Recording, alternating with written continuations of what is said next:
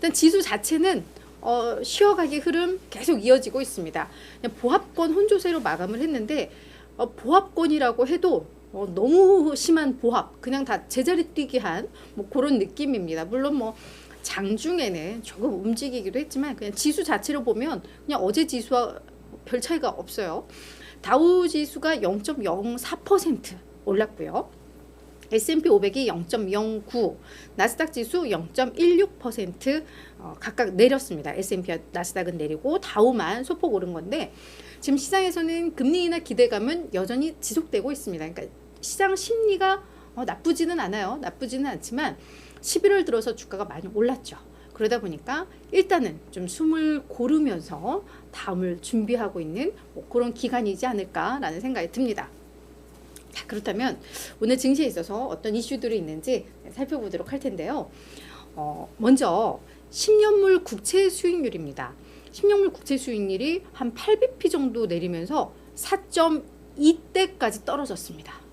우리 5%를 봤어요. 그쵸? 그래서 이제 계속 5% 찍고 나서 줄줄줄줄 밀리다가 이제 4.3마저도 깨지고 밑으로 내려온 거죠. 그래서 지난 9월 이후 4.3이 깨진 건 또 처음인데 연준 베이지북이 공개가 됐습니다.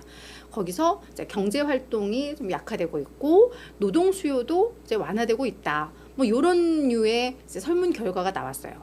그러다 보니까 이게 결국은 인플레이션 완화 기대감으로 이어지고 그렇게 되면 우리 연준 금리 인하하겠는데 이 기대감 굳히기 들어간 거죠. 그러면서 국채 수익률이 떨어졌습니다.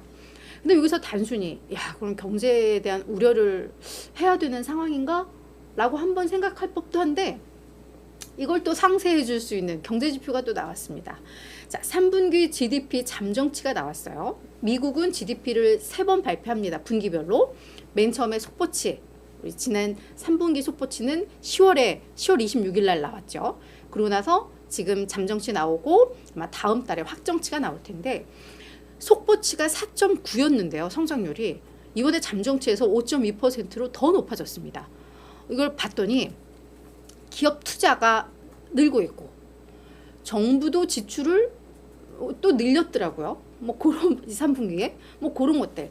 다만 가계에서의 소비자 지출은 하향 조정이 되기는 했습니다. 근데 이제 정부 지출이라던가 기업들의 투자가 늘면서 결국은 3분기 GDP 성장률이 조금 더 올라가긴 했는데 이게 또 무슨 의미가 있냐면 그렇게 되면 우리가 경기 연착륙에 대한 기대감을 또 굳히기가 될 수도 있죠.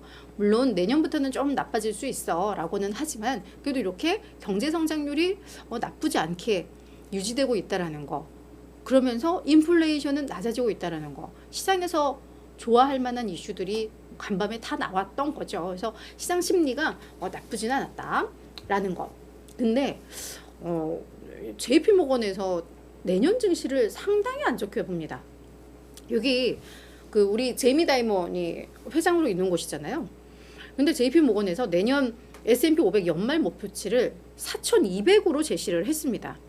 지금 우리 지수가 4,550이니까 지금보다 내년 요맘때는 한 8%가 더 떨어질 거야 라고 이야기를 하고 있는 건데요. 그 이유는 보니까 지금 지정학적 리스크, 정치적 리스크가 여전히 높아.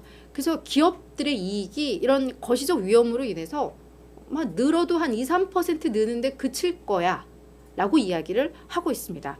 그러면 결국은 시장이 기대에 못 미치고 이렇게 되면 증시는 빠질 수밖에 없어 라는 게 JP모건의 의견입니다. 그래서 상당히 보수적으로 내년 증시를 보고 있고 이 제이미 다이먼도 뉴욕타임즈의 한 포럼에 참석해서 이야기를 하면서 지금 시장에서는 내년 경제 연착륙을 뭐 거의 기정사실화하고 있는데 그 전망에 대해서 자신은 되게 조심스럽다라고 이야기를 하고 있습니다. 경제 연착륙이 아닐 수도 있다라고 본인은 본다라는 거죠. 그러니까 이 JP모건 자체가 내년 경제에 대해서 조금 더 우리 시장의 전반적인 컨센서스보다는 조금 더 보수적으로 보는구나 라는 게 또 확인이 됐습니다. 그래서 뭐 이런 부분들 저희도 좀 알고 넘어가야 될 것 같아요. 자, 그리고 우리 지금 시장의 가장 큰 핵심 모멘텀은 금리 인하 기대감이에요. 연준의 금리 인하 기대감. 그래서 이걸 진짜 CME의 패드워치를 좀 봤더니요. 와, 내년 원래 금리 인하 한 4번 정도 할 거야가 한 저희 몇 주 전까지만 해도 이게 그 트레이더들의 전망이었는데 이게 5번으로 늘었더라고요. 그래서 내년 5월 1일 금리 인하를 시작으로 해서 연말까지 5번 인하할 거야가 이제 약간의 이런 컨센서스로 모아지고 있고, 그것도 지금 5월 1일 시작이 이게 가장 비율이 높지만 3월 20일 날 FOMC 회의에서도 금리를 인하할 거야라고 베팅하는 사람들도 적지가 않아요. 그러니까 시장의 금리 인하에 대한 기대감이 점점 높아지는 거예요. 이제 1분기부터도 금리 인하할 수 있다라고 지금 보는 건데, 봤더니 3월 20일 날 FOMC 회의에서 금리를 인하할 거야라는 거기에 베팅하는 확률이 46%.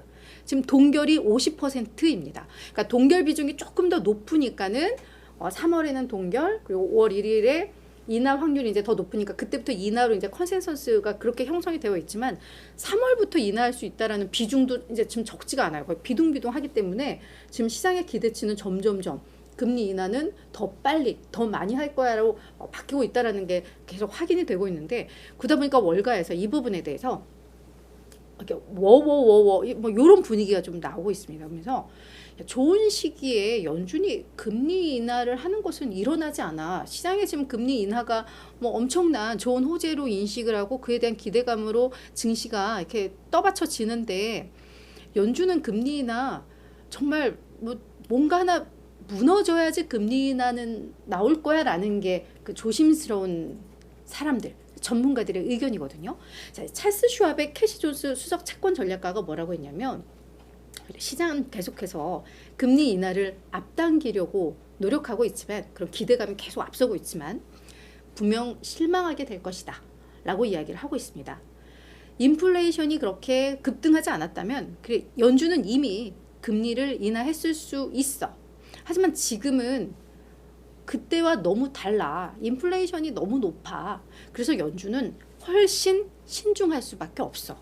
그래서 금리 인하 너무 앞서가는 거야. 그 기대감 너무 앞서가는 거야 라고 지적을 하고 있습니다.